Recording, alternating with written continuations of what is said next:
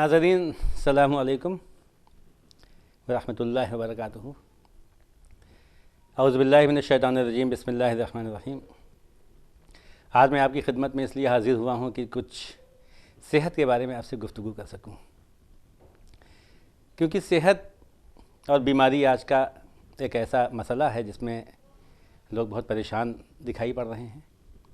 Specially चूँकि मेरा पेशा भी तिब का पेशा है, लिहाजा जब मेरे यहाँ मरीज़ आते हैं और लगातार आते रहते हैं, उनको फ़ायदा कभी कम होता है कभी ज़्यादा होता है, तो ये इस हसास दिल के अंदर एक अजीब सी कैफियत पैदा होती है कि आखिर लोग सेहतमंद क्यों नहीं होते।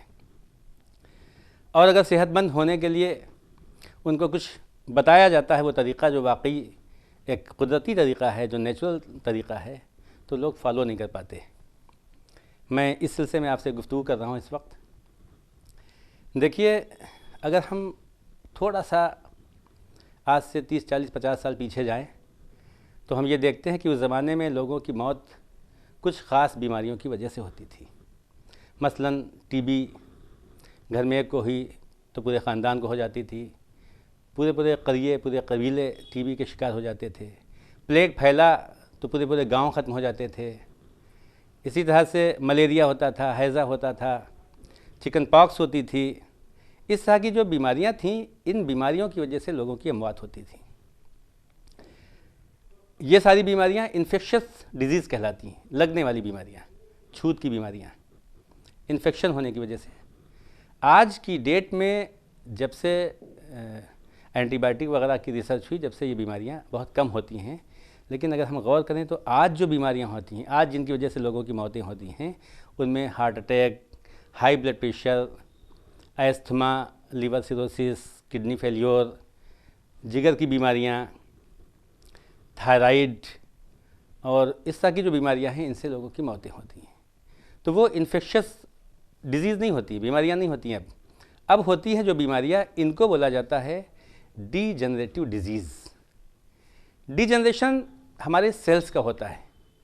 मैं आपसे अर्ज़ करूँ नाज़रीन से कि जो हमारी बॉडी है, ये एक मशीन है। ये मशीन मुख्तलिफ़ ऑर्गन से मिलकर बनी है। ये ऑर्गन्स टिश्यूज़ से बने हैं और टिश्यूज़ छोटे छोटे सेल से मिलकर बने हैं। सेल बहुत ही छोटा सा एक हिस्सा होता है जिस्म का। मैं आपको मिसाल दूं कि अगर मैं पेन की नोक यहाँ पे रखूँ तो एक काला सा निशान बन जाएगा। उस काले से निशान के नीचे हज़ारों सेल्स होंगे। अब अंदाज़ा लगाइए कि एक सेल कितना छोटा होता है। यानी जिस्म का सबसे छोटा यूनिट, सबसे छोटी इकाई सेल होती है। ये सेल हमेशा बनते हैं और मरते हैं, फिर बनते हैं, फिर मरते हैं। बनने के बाद अगर मरने के बाद अगर ये फिर से बन जाते हैं, यानी डीजनरेशन के बाद अगर फिर से रीजनरेट होते हैं, तो इंसान बका की मंजिलों में रहता है, इंसान बढ़ता रहता है, उसकी ग्रोथ होती रहती है, सेहतमंद रहता है। लेकिन अगर ये बनना बंद हो जाएं या कम हो जाएं, तो फिर धीरे धीरे एजिंग प्रोसेस शुरू हो जाती है, बुढ़ापा शुरू हो जाता है और इंसान मौत की खंदक में गिर जाता है। तो ये डीजनरेशन होता है सेल्स का, लिहाजा इसको सेल्यूलर डिजीज़ भी बोलते हैं। हिंदी में कोशिका जनित बीमारी कहेंगे। हमारे जो सेल्स हैं वो मरते हैं, तो सेल की बीमारी। और ये सेल्स की बीमारी होती है हमारे गलत खान पान की वजह से, गलत सोने की वजह से, या एक लफ्ज़ में अगर कहें तो ये कहेंगे कि गलत लाइफ स्टाइल की वजह से। यानी हमारा लाइफ स्टाइल चूँकि गलत होता है, लिहाजा हमारे सेल्स उस अंदाज़ में फिर से रीजनरेट नहीं हो पाते हैं और बीमारियां पैदा होती हैं। तो अब चाहे वो हार्ट की प्रॉब्लम हो, चाहे थायराइड की प्रॉब्लम हो, चाहे हमारी पैरालिसिस की प्रॉब्लम हो, जैसे और किडनी फेलियोर है, लीवर फेलियोर है, ये सारी बीमारियां हमारी लाइफ स्टाइल डिजीज़ हैं। और आजकल तो कई नई बीमारियां हो गई हैं, इनफर्टिलिटी है, इम्पोर्टेंसी है, ये सारी बीमारियां भी उसी ज़मरे में आती हैं। लिहाजा जब तक हम अपने लाइफ स्टाइल को ठीक नहीं करेंगे, उस वक्त तक ये नामुमकिन है कि इंसान सेहतमंद हो जाए। अगर सेहतमंद रहना है तो सिर्फ दवाओं से काम नहीं चलेगा, बल्कि हमें लाइफ स्टाइल को ठीक करना होगा। अब अगर लाइफ स्टाइल की बात थोड़ा तफसील से की जाए, तो लाइफ स्टाइल में उमूमन 6 चीज़ें आती हैं। एक तो हमारा खाना, जो हम खाना खाते हैं, हमारी ग़िज़ा, हमारा भोजन। दूसरा पानी, तीसरा हवा, जिससे हम सांस लेते हैं, यानी हमारी सांस की आमद व शुद्ध भी उसी अंदाज में होना चाहिए जैसे कुदरत ने बताया है। तीसरे नींद, चौथे हमारे थॉट्स, ख़यालात, हमारी सोच। पांचवा हमारे थॉट्स हैं, हमारे ख़यालात हैं, हमारी सोच है। और छठे नंबर पर लाइफस्टाइल के सिलसिले में जो चीज़ आती है वो होती है एक्टिविटी, हमारी एक्सरसाइज, हमारा वर्कआउट। ये सारी की सारी चीज़ें जब तक हम कुदरती अंदाज में नहीं करेंगे उस वक्त तक बीमारी हमसे दूर नहीं होगी, हम सेहतमंद नहीं हो सकते हैं। अब ये लाइफस्टाइल की बात जहाँ तक है, हमारा खाना, हमारा पानी, हमारी सांस का लेना, हमारे ख़यालात, हमारी नींद, तो ये लाइफस्टाइल नेचुरल होना चाहिए। आज से 2500 साल पहले हिप्पोक्रेट ने ये बात कही थी कि एक ज़माना ऐसा आएगा जब लोग दवाओं से ठीक नहीं होंगे बल्कि उनके लिए ग़िज़ाएँ ही उनकी दवाएं बन जाएंगी। लेकिन ये 2500 साल पुरानी बात है। हिप्पोक्रेट, जिसे बुकरात बोलते हैं, बहुत ही ज़हीन शख्स था। उसने तिब के सिलसिले में बहुत काम किया है, बहुत ही पढ़ा लिखा इंसान कहा जाता है उसको। लेकिन अगर सही तरीक़ा देखा जाए तो सही तरीक़ा वो है ज़िंदगी गुजारने का, हमारे लाइफस्टाइल का, जो हमारे इस्लाम ने बताया है, जो हमारे नबी मुस्तफ़ा सल्लल्लाहु अलैहि वसल्लम ने इरशाद फरमाया है। यानी हम इसको ये कह सकते हैं कि लाइफस्टाइल डिज़ीज़ को ख़त्म करने के लिए लाइफस्टाइल अपनाना वो चाहिए जो कुदरती है, यानी जो अल्लाह के रसूल सल्लल्लाहु अलैहि वसल्लम ने इरशाद फरमाया है, और उसको हम कह सकते हैं तिब्बे नबवी। तो आज हम तिब्बे नबवी पे गुफ्तगू कर रहे हैं। तिब्बे नबवी यानी हमारा वो लाइफस्टाइल जो अल्लाह ने अल्लाह के रसूल के ज़रिए, अइम्मा ताहिरीन के ज़रिए, मासूमीन अलैहिस्सलातु वस्सलाम के ज़रिए हमें बताया है। लिहाजा हमारी ग़िज़ा वैसी ग़िज़ा होना चाहिए जैसे अल्लाह ने बताई है, अल्लाह के रसूल ने बताई है, नबी अलैहिस्सलातु वस्सलाम ने बताई है। हमारा पानी वैसे होना चाहिए, वैसे पीना चाहिए जैसे कुदरत ने बताया है, हमारे इस्लाम ने बताया है। हमारी नींद वैसी होना चाहिए जैसी हमें तिब्बे नबवी में बताई गई है। हमारे ख़यालात, हमारे अफ़कार, हमारी सोच, हमारी ज़िंदगी गुजारने का तरीक़ा, कहते हैं कि महद से लेकर लहद तक वैसी ज़िंदगी गुजारें जैसी अल्लाह के नबी ने हमें बताई है। अगर ऐसा करते हैं तो बहुत सी बीमारियों से हम बच जाएंगे। इस सिलसिले में आज चूँकि ये पहली बार मैं आपसे गुफ्तगू करने का शरफ़ हासिल कर रहा हूँ, लिहाजा मैं ग़िज़ाओं की बात भी नहीं करूँगा, मैं बहुत ज़्यादा तफसील से बात नहीं करूँगा। इतना ज़रूर अर्ज़ कर दूँ कि सिर्फ़ छोटे छोटे उसूलों को अगर हम अपना लें तो बड़ी बड़ी बीमारियों से हम दूर रह सकते हैं। अगर ग़िज़ा की बात की जाए तो आपको वाक़या याद दिला दूँ कि जब एक नौ मुस्लिम अल्लाह के रसूल की खिदमत में हाज़िर हुआ और उसने कहा, हुज़ूर हम चाहते हैं कि मैं मुसलमान हूँ, लिहाजा मुसलमानों की खिदमत करूँ, तो अल्लाह के रसूल ने उनको मदीने में जगह दे दी, उसको वजीफ़ा मुक़र्रर कर दिया कि ठीक है, तुम रह के यहाँ इस्लाम की और मुसलमानों की खिदमत करो और उनकी सेहत को अच्छा बनाओ। चंद महीनों के बाद वो तबीब वापस आया अल्लाह के रसूल सल्लल्लाहु अलैहि वसल्लम की खिदमत में, कहा, हुज़ूर अब मुझे जाने की इजाज़त दीजिए, मेरे लिए यहाँ पे कोई काम नहीं है। तो आपने फरमाया, तो खिदमत के लिए आया था, तो तबीब के पेशे को अख्तियार करने के लिए आया था, लोगों की सेहत को अच्छा करने के लिए आया था। तो उसने कहा, हुज़ूर यहाँ तो कोई बीमार ही नहीं पड़ता। तो अल्लाह के रसूल इरशाद फरमाते हैं, हाँ, इस्लाम ने बताया है कि जब बहुत ज़्यादा भूख लगे तब खाना खाओ और जब थोड़ी सी भूख बची रहे तो खाना छोड़ दो। तो चौंका, उसने कहा कि तिब के इल्म में इससे अच्छा कोई उसूल नहीं है, अगर कोई इस उसूल को अपनाता है तो यकीनन ऐ अल्लाह के रसूल वो कभी बीमार नहीं पड़ेगा। बताइए कितनी छोटी सी चीज़ है कि जब ज़्यादा तेज़ भूख लगे उस वक्त हम खाना शुरू करें और जब भूख थोड़ी बाकी बचे तो हम खाना छोड़ दें। और डाइजेस्टिव सिस्टम, आज के मॉडर्न मेडिकल साइंस भी ये बताती है कि डाइजेस्टिव सिस्टम को काम करने का मौका जब ही मिलता है जब उसको थोड़ा मैदे के अंदर गुंजाइश होती है। और यही चीज़ हमारे मौलाए कायनात हज़रत अली अलैहिस्सलातु वस्सलाम ने इरशाद फरमाई कि ऐ लोगों, देखो, तुम जब खाना खाओ तो 1/3 हिस्सा अपने मैदे में खाने के लिए रखो, 1/3 पानी के लिए रखो और 1/3 हवा के लिए रखो। यानी आपने ये फरमाया कि आप अपनी डाइट का 1/3 हिस्सा ही अपने खाने में इस्तेमाल करो। अगर ऐसा करोगे तो कभी बीमार नहीं पड़ोगे।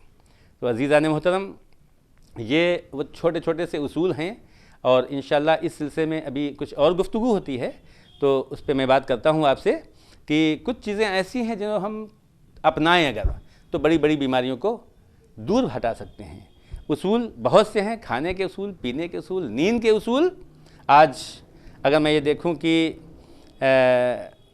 बहुत सी बीमारियों में एक बीमारी ये आती है, मेरे पास मरीज़ भी आते हैं कि साहब पैर में दर्द हो रहा है, पेट में दर्द हो रहा है, डाइजेशन ठीक नहीं है, नींद नहीं आती है। क्या बेहतरीन इमाम रज़ा अलैहिस्सलाम इरशाद फरमाते हैं कि अगर तुम्हें नींद नहीं आती है, अगर हाथ पैरों में दर्द होता है, तो बहुत आसान तरीक़ा यह है कि सोने से क़ब्ल अपने तलवों पर जैतून के तेल की मालिश कर लो। जैतून का तेल, चंद कतरे जैतून के तेल की मालिश पैर के तलवों पे कर लीजिए और उन तलवों की 2-4-5 मिनट दोनों तलवों की मालिश कर लीजिए। साथ ही साथ 2-4 कतरे वही तेल, जैतून का तेल या कोई भी असली तेल जो मिल जाए आपको, वो अपनी नाफ में डाल के और मसाज कर लिए 10-15-20 सेकंड के लिए। अज़ीज़ान मोहतरम, नाफ वो मुकाम है जहाँ से हम 9 महीने तक अपनी माँ के ज़रिए ग़िज़ा हासिल करते आए हैं। अल्लाह ने हमें ग़िज़ा नाफ के ज़रिए हासिल कराई है और अब हम उसको भूल गए हैं। लिहाजा अगर नाफ के अंदर हम उसको तेल को डालकर मसाज करते हैं तो एक तो हमारा सिस्टम पूरा एक्टिव हो जाता है, चाहे डाइजेस्टिव सिस्टम हो, चाहे न्यूरो सिस्टम हो, चाहे ब्लड सर्कुलेटरी सिस्टम हो, सारे सिस्टम बिल्कुल ऑन हो जाते हैं, यूँ समझ लीजिए, जो ऑफ हो चुके हैं। तो उससे बड़े फ़ायदे होते हैं। अगर हम पैरों की मालिश कर लेते हैं, पैर के तलवों की मालिश सोने से कब, तो नींद अच्छी आएगी। और जिन लोगों को दायमी शिकायत है कमर के दर्द की, पैरों के दर्द की, घुटनों के दर्द की, बेचैनी की, बदख्वाबी की, इंशाअल्लाह उससे इफाक़ा हो जाएगा। नाफ में मालिश कर, नाफ में तेल डालने से बहुत से अमराज से दूरी होगी। साथ ही साथ अगर 2-4 कतरे जैतून के तेल के, ये इमाम फरमाते हैं, हमें छठे इमाम जैसे सादिक़ अलैहिस्सलाम, कि अगर 2-4 कतरे जैतून का तेल अपने चेहरे पर लगा लें, ख़ासकर मैं मुखातिब हो रहा हूँ इस वक्त ख़वातीन से, क्योंकि उन्हें अपने हुस्न के लिए ज़्यादा फ़िक्रमंद होना पड़ता है। तो अगर 2-4 कतरे जैतून के तेल पे मालिश करा लें तो मैं इस बात की गारंटी देता हूँ इंशाअल्लाह चंद महीनों में ऐसा लगेगा कि हर शख्स पूछेगा कहीं से फेशियल करा के आई हैं आप क्या? यानी हुस्न में इजाफ़ा होगा, शबाब में इजाफ़ा होगा, चेहरे की चमक में इजाफ़ा होगा। और जब इंसान के अंदर कोई बीमारी नहीं होती है, चेहरा देखने में अच्छा लगता है, तो यकीनन उसके अंदर ख़ुद एतमादी पैदा होती है, उसके अंदर कॉन्फिडेंस लेवल बड़ा हाई हो जाता है। मैं आपसे एक बात अर्ज़ करूँ कि जब बात जैतून की निकली है तो आइए थोड़ा सा जैतून की बात कर लें। आप देखिए कि हम लोग अपनी ज़िंदगी में जब किसी को यकीन दिलाना चाहते हैं तो कसमें खाने लगते हैं। गो कि हदीसों के मुताबिक कसम सच्ची है तो मकरूह है और झूठी है तो फिर गुनाह के ज़मरे में आती है। लेकिन कसम से वज़न पैदा करने के लिए कसम खाई जाती है। हम लोग कभी अल्लाह की कसम खाते हैं, कभी कुरान की और कभी किसी ख़ास शख्सियत की। लेकिन आप सोचें कि अगर अल्लाह कसम खा रहा है किसी चीज़ की तो चीज़ कितनी अहम होगी।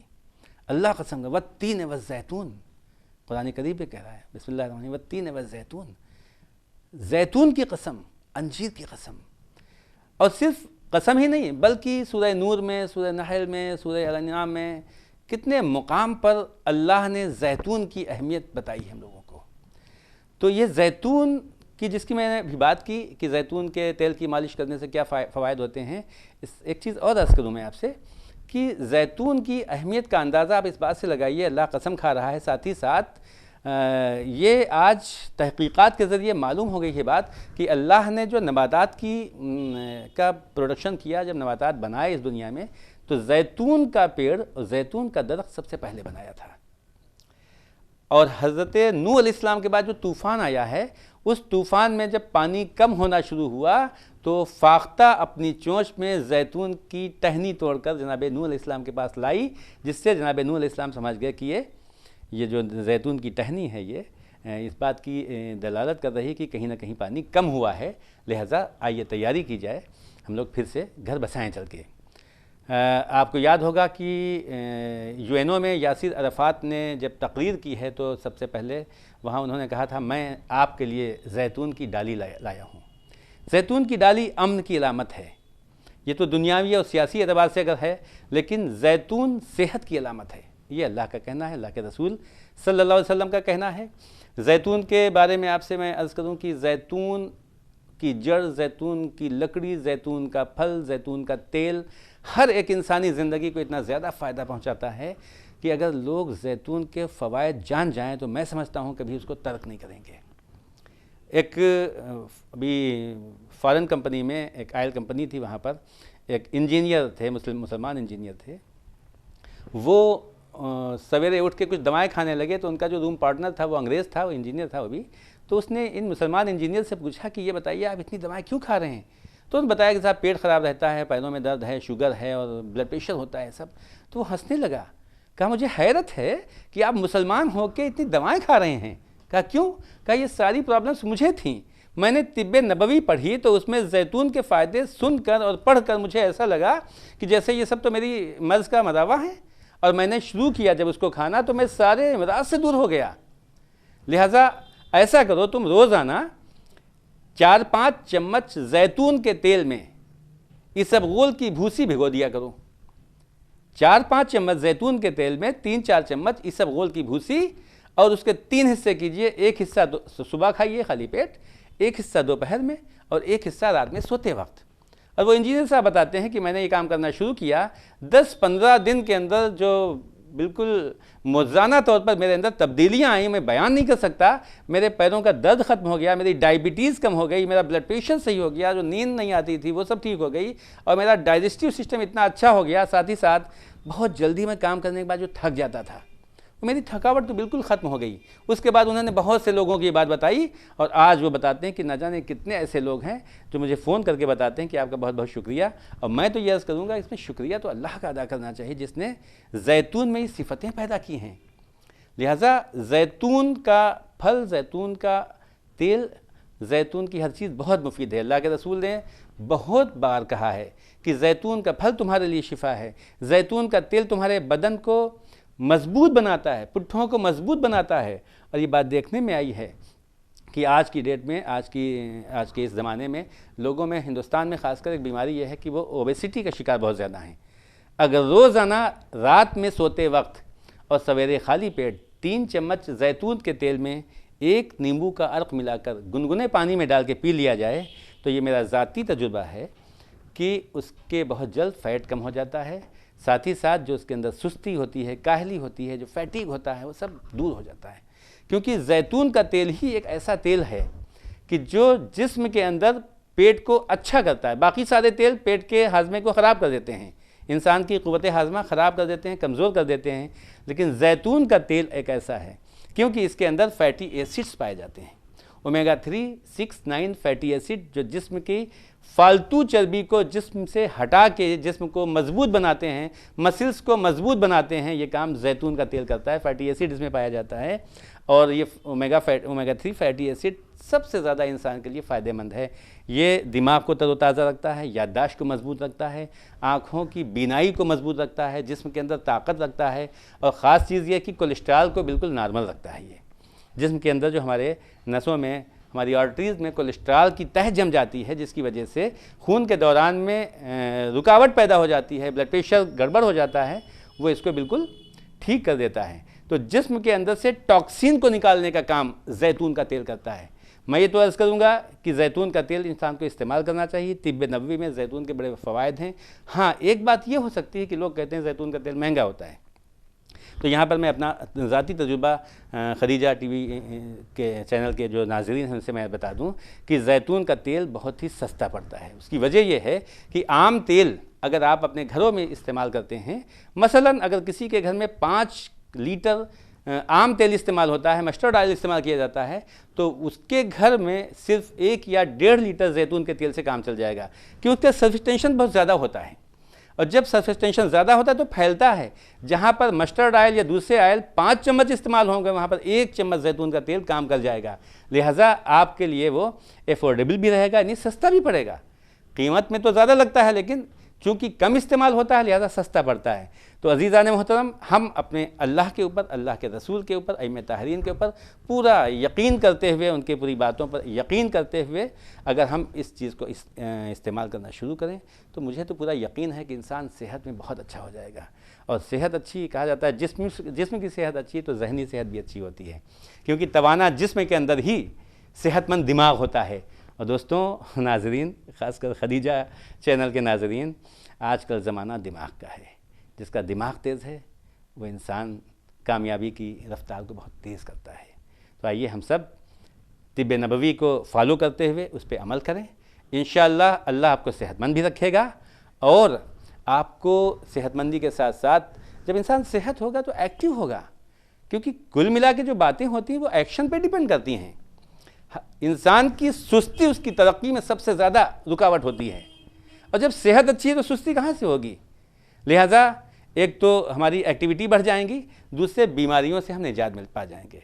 जहन तेज़ होता है बच्चों के लिए। देखिए आज हर बच्चे के लिए सारे माँ बाप अपनी सारी ख्वाहिशात को ख़त्म करके, अपने सारे आराम व आसाइश को त्याग करके, छोड़ के अपने बच्चों के मुस्तकबिल को संभालने में लगे हैं। यहीं से आप ये कहिए कि ये एक मौजूद ऐसा है कि जो हम अगले एपिसोड में डिस्कस करेंगे, ठीक है? बस अब यहीं से क्लोज कर दीजिए। हाँ, तो हमारे अपने बच्चों के मुस्तकबिल को संभालने में हम लोग अपनी सारी आसाइशों को छोड़ चुके हैं।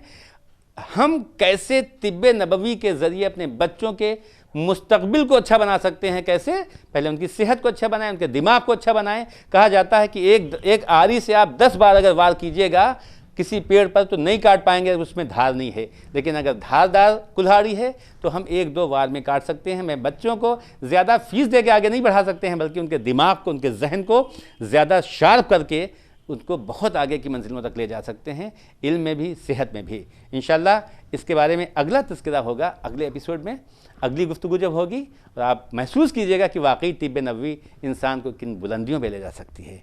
बहुत बहुत शुक्रिया आपका नाज़रीन, बहुत बहुत शुक्रिया आपका।